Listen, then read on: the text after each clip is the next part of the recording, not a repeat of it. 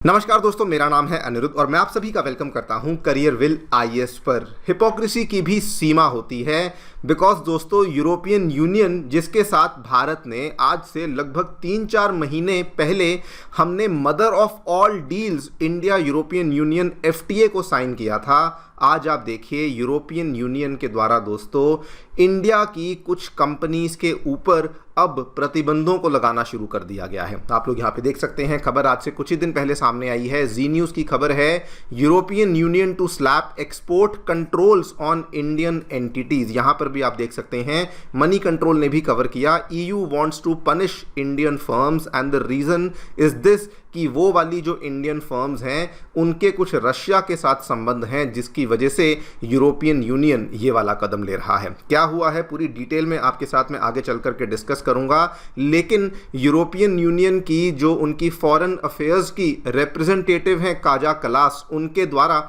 इस चीज़ को लेकर पूरा का पूरा जो ये सोशल मीडिया के ऊपर थ्रेड इन्होंने यहाँ पे भेजा है उसके माध्यम से इन्होंने बताया कि brick by brick we are collapsing the foundations of Russia's war economy.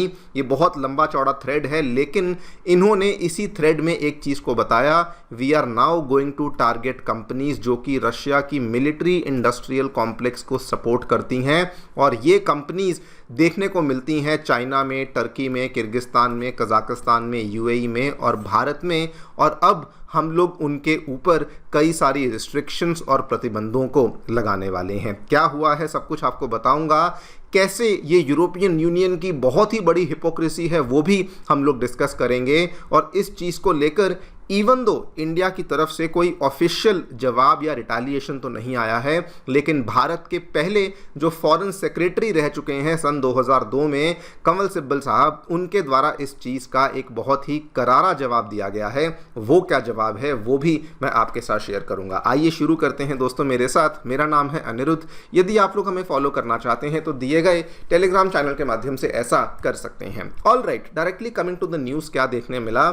European union के द्वारा दोस्तों रशिया को निशाने पे लेने के लिए उन्होंने अपना जो 21st सैंक्शंस पैकेज है उसे प्रपोज कर दिया है। और उस पर्टिकुलर सैंक्शंस पैकेज में उन्होंने कई सारे एक्सपोर्ट कंट्रोल मेजर्स को लगाने की बात करी है ऑन अप्रॉक्सीमेटली 50 कंपनीज जिनको कि यूरोप मानता है कि उनका संबंध कहीं ना कहीं रशिया के मिलिट्री इंडस्ट्रियल कॉम्प्लेक्स के साथ है। ये कौन सी कंपनीज के ऊपर ये सब करने वाले हैं इनको तो मालूम है, लेकिन इन्होंने इनकी आइडेंटिटीज को अभी तक पब्लिकली डिस्क्लोज नहीं किया। जैसा मैंने आपको बताया, अलग अलग कंट्रीज की कंपनीज हैं, इंडिया, चाइना, तुर्की, कजाकिस्तान, किर्गिस्तान, इन सभी कंट्रीज की कंपनीज के ऊपर ये निशाना लगने वाला है। एग्जैक्टली ये लोग करने क्या वाले हैं, इसमें दोस्तों एक्सपोर्ट कंट्रोल रिस्ट्रिक्शंस को लगाया जाएगा। इसको अगर मैं सिंप्लीफाई करना चाहूं तो मान के चलिए कोई इंडिया की कंपनी है, यूरोपियन यूनियन को अगर ये लगता है कि इस इंडिया की कंपनी के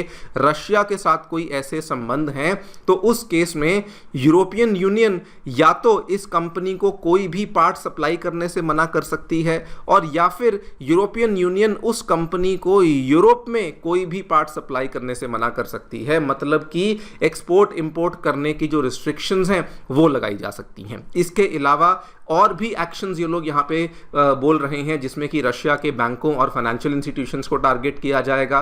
ऐसे मेजर्स लिए जाएंगे जिससे कि क्रिप्टो ऑपरेटर्स को टारगेट किया जाएगा, शैडो फ्लीट को टारगेट किया जाएगा, और इवन रशिया की जो ड्रोन मैन्युफैक्चरिंग है और इवन जो डुअल यूज टेक्नोलॉजीज हैं उनके ऊपर भी निशाना बनाने की कोशिश बेसिकली करी जाएगी। नाउ सबसे पहले ये जो भी यूरोपियन यूनियन यहाँ पे कर रहा है ये बहुत ही ज़्यादा शॉकिंग बन जाता है। एक रीज़न तो आपको मैंने बता ही दिया कि जस्ट आज से 3-4 महीने पहले इतनी मशक्क़त करने के बाद इंडिया यूरोपियन यूनियन के बीच में एफटीए हुआ था, लेकिन आज दोस्तों यूरोपियन यूनियन की हरकतें देख लीजिए। उसके बाद ये बहुत ही ज़्यादा हिपोक्रिटिकल बन जाता है। अगर आप ये देखें, यूरोपियन यूनियन खुद अपने तरफ से अपनी एक्शंस की वजह से डायरेक्टली रशियन इकोनॉमी को थोड़ा नहीं बल्कि जमकर के सपोर्ट करता आया है। अगर मैं 2025 तक का भी डेटा देखूं, युद्ध शुरू हुए को 3 साल से ज़्यादा हो चुके हैं, लेकिन 2025 का भी डेटा अगर आप देखें, रशिया की जो गैस है वो आज भी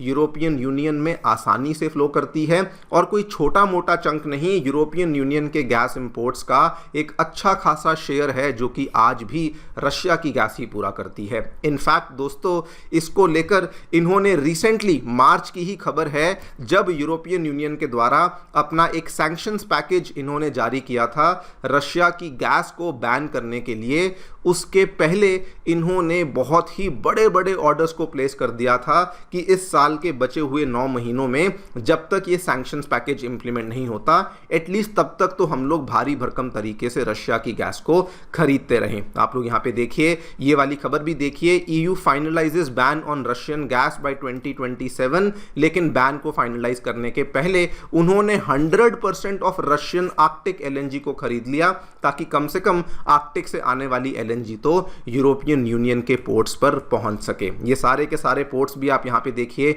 ये यमाल LNG, आर्कटिक LNG वाले टर्मिनल से, यहाँ से इन्होंने ये सारी की सारी गैस को खरीदना शुरू कर दिया। इस पूरी चीज़ को लेकर मैंने वीडियो भी बनाई थी, जिसको अगर आप चाहें तो जाकर के देख भी सकते हैं। और यही यूरोपियन यूनियन की सबसे बड़ी हिपोक्रेसी है कि खुद तो ये लोग जाकर के यूरोपियन यूनियन जो है वो रशिया से गैस खरीदते हैं अपनी इकोनॉमी को बचाने के लिए। जब ये गैस खरीदते हैं तब इन्हें ये बात गलत नहीं लगती, लेकिन अगर हमारी कंपनियां, किसी और कंट्री की कंपनियां ऐसा करती हैं तो उस केस में प्रिंसिपल्स के नाम पर ये लोग आकर के प्रतिबंध लगाने की बातें करते हैं। अब क्वेश्चन आता है कि क्या इंडिया ने इस चीज़ को लेकर जवाब दिया है?